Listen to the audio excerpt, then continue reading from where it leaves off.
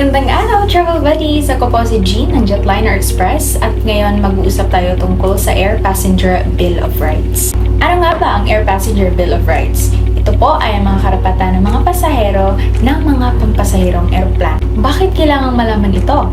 Para kung sakaling babiyahe kayo, sakay ng eroplano, alam niyo yung mga karapatan niyo bilang pasahero, alam niyo yung responsibilidad sa inyo ng mga airlines na sasakyan niyo at ng mga travel agency na nag-book sa mga tickets niyo.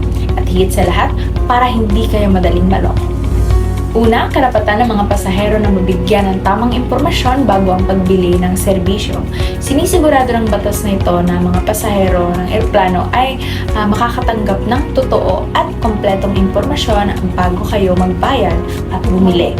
Pinoprotektahan kayo nito laban sa mga panlilinlang at nakakatulong din ito para makabuo kayo ng tamang desisyon patungkol sa mga babayaran nyo.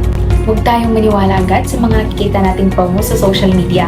Mas magandang magtanong sa mga mas may alam, kagaya ng mga travel agencies. Halimbawa, dito sa Jetliner Express, we cater and answer questions about sa flights nyo.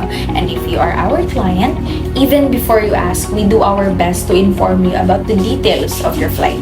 Pangalawa, karapatan ng mga pasahero na makatanggap ng serbisyong akma sa kanilang binayaran. Halimbawa, ikaw ay nagbayad sa business class, nagbayad ka sa check-in allowance, sa pre-ordered meals at iba pa. Dapat lang na yun din yung matanggap mo. Dito sa Jetliner Express, covered yan. What you paid for is what you get. Pangatlo at huli, karapatan yung mabayaran o makompensate kung sakaling mayroong pagkakansela ng biyahe at mga flight delays, pagkakaantala, pagkawala at pagka-damage ng iyong mga bagay at pagkamatay o pagkakaroon ng injuries ng mga pasahero. Ang bayad o compensation pala na sinasabi dito ay hindi automatic na pera ang ibabayad sa inyo. Pwede rin kasi na imbis pera, bibigyan kayo ng food, or vouchers, or tickets, or accommodation. Magme-mention ako ng mga halimbawa kung saan kayo ay mabibigyan ng compensation. Ang halimbawa ay para sa mga delays ng at least 3 hours.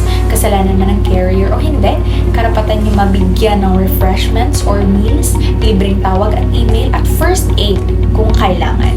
Kailangan din ang airlines na i-rebook ang ticket niyo ng walang additional na bayad para sa susunod na flight or sa loob ng 30 days. Pwede din silang mag-refund sa'yo sa pamasahe kasama ng taxes at surcharges o kaya naman ay i-endorse kayo sa ibang airline na walang babayarang airfare difference. Isa pang halimbawa ay pag na-cancel yung flight na hindi naman kasalanan ng airline. Halimbawa, may malakas na bagyo. Pwede kayong ma-refund sa pamasahe nyo kasama na ang taxes at surcharges doon. At iilan lang yun sa mga sitwasyon kung saan kayo ay mabibigyan ng compensation. Kaya dito sa Jetliner Express, makakaasa ka na travel buddy mo kami kahit delayed pa ang flight mo. At travel buddies, mas mabuting may alam. Kaya, safe skies!